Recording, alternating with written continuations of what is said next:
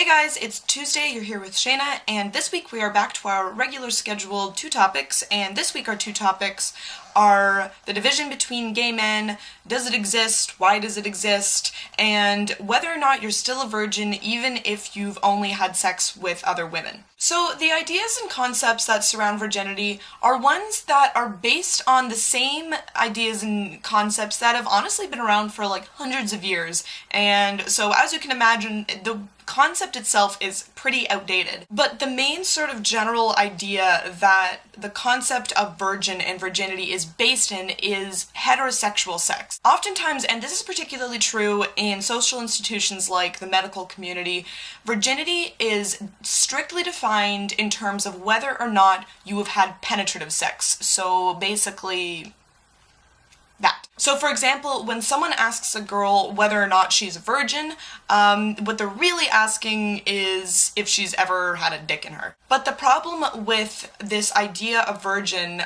only defining sex in such a narrow kind of way can often make it very confusing when people try and apply the concept of virginity and, the word virgin to themselves when they think about their own sense of sexuality. But really, at the end of the day, no one can define what it means to have had sex or what it means to be a virgin but yourself. If you've had some sort of romantic encounter that in your mind counts as sex, then it does. So try not to let other, external sources try and define what sex means to you or what being a virgin means to you, because people experience sex and their own sexuality in so many different and so many varied ways that it's nearly impossible to apply such a narrow definition to such a large group of people. So the next topic is the division between gay men and lesbians.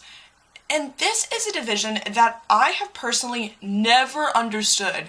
It's not one that I've ever experienced personally in my life, but that being said, I have seen it perpetuated through other people. Like, I remember once I was watching, the show One Girl, Five Gays on MTV, and one of the guys on it was talking about lesbians, and they were talking about them in a really, just kind of generalized way, and I think one of them said that lesbians are mean, or that they're really cold or unapproachable, and it just pisses me off when people within our own community, people within the LGBT community, stereotype and discriminate against an entire other group purely based on their sexual orientation. Sounds a little hypocritical, does it not? I think a big part of any sort of division between different groups has a lot to do with generalizations and with stereotypes, and I think most importantly just a misunderstanding of each other's experiences. Now obviously the gay male community and the lesbian community do differ in certain ways when it comes to culture and when it comes to history,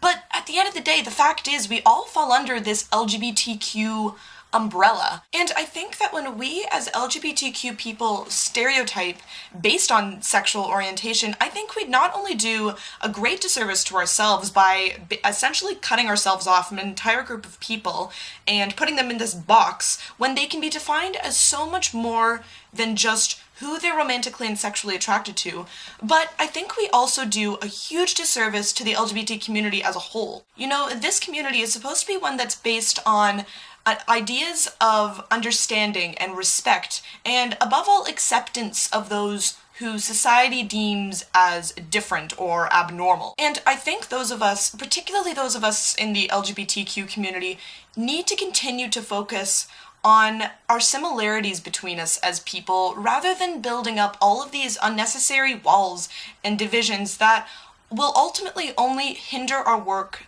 towards our common goal of equality. I think a fact that's so easily and sadly forgotten is that we're all just people, and we all want very similar things out of life, in my opinion. I think, most of us want to find love in some capacity.